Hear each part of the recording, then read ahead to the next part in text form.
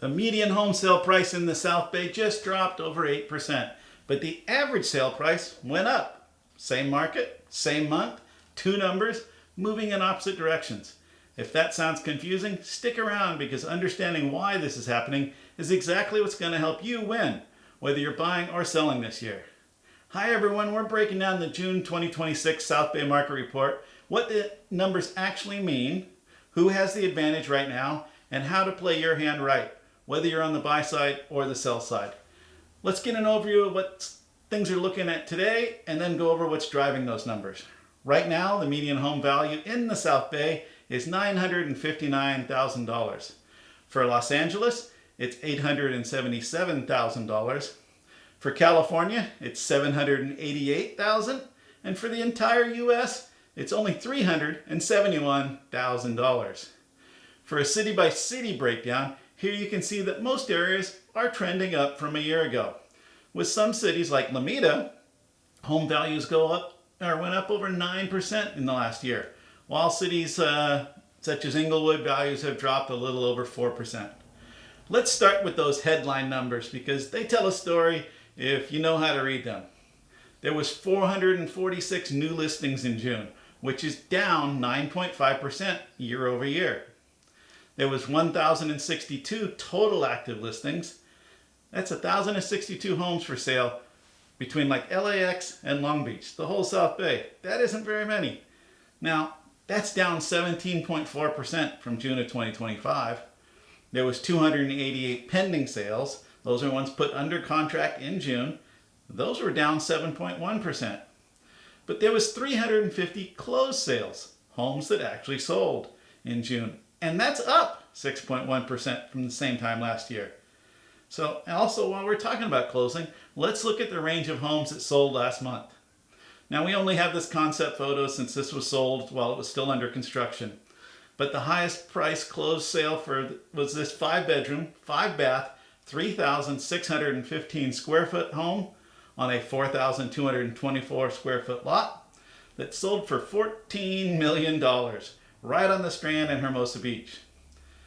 It ranges all the way to this 1-bedroom, 1-bath, 670 square foot condo that sold for $308,000. It kind of really is something for everyone here.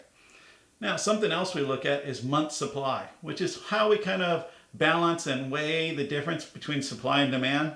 And right now, it's at 3.5 months of supply. So inventory is tight. Remember, a balanced market is 5 to 6 months. So we're still very much in a seller favorable territory, at least on paper. But, and this is the interesting part, pending sales do show they're softening. That tells me buyer demand isn't disappearing, it's just slowing down a little. They're getting pickier. People closing in June largely locked in their deals back in spring. The new buyer traffic we see walking through the open houses right now and the people we talk to, they're a little more cautious. So it's not a crash and it's not a frenzy. It's a selective market, and that changes your strategy, no matter what side of the table you're on. Now let's solve that hook I opened with. The average price is up 1.2%, but median price is down 8.1%. How does that happen in the same market? Well, think of it like this. If 10 regular homes sell for around $1 million each, and then 2 mansions sell for $8 million each, your average price jumps way up. But that median, the typical home in the middle, it hasn't actually changed much. That's what's happening here. We're seeing strong resilience at the higher end in each little area, and that kind of pushes those the averages up. While the mid-range homes, actually we're seeing just a little bit less than we did last year. So if someone tells you prices are up or prices are down based on one headline, one set of numbers, they're only telling you half the story. And that's exactly why working with someone who reads these numbers for a living really matters. Let's talk to buyers first, because I know a lot of you are watching wondering if now's your moment. So the good parts. Homes are selling at about listing price or 1 or 2% less. We're seeing far few bidding wars outside of the hottest listings, and that means real negotiating power for you.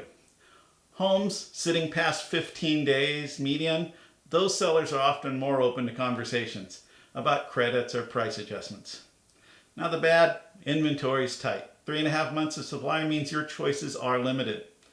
Rates are still elevated compared to a few years ago, so your monthly payment is going to hit you a little harder. The good stuff still moves fast. Move-in ready, well-located homes are going pending in 1 to 2 weeks, sometimes still over asking. My advice if you're buying right now, be prepared so you can move the second the right home hits. Target listings that have been maybe sitting a bit longer than average and negotiate on price or terms. Maybe widen your search radius just a little bit. Sometimes that perfect home for you might just be sitting in the next zip code over. Check that out for real values. Now if you're selling, here's your reality check. The good, you're still in a seller's market. 3.5 months of supply and a 15-day median days on market means the right listing, priced right, can move fast and near list price. Now, strength at the high end of each market segment means well-marketed premium homes are still commanding really strong numbers. But the bad part, precision matters more than ever. With that median price down and buyers being rate sensitive, if you're overpriced, even a little, your home lingers. And that average days on market, we talked about 33 days, that's the overpriced listing, dragging those numbers up. So you've got fewer active buyers at each listing than in the past few years. So you can't just test the market high anymore and expect a bidding war. Those times are over. My advice if you're selling, price it at or just below your strongest recent comp. Don't test high.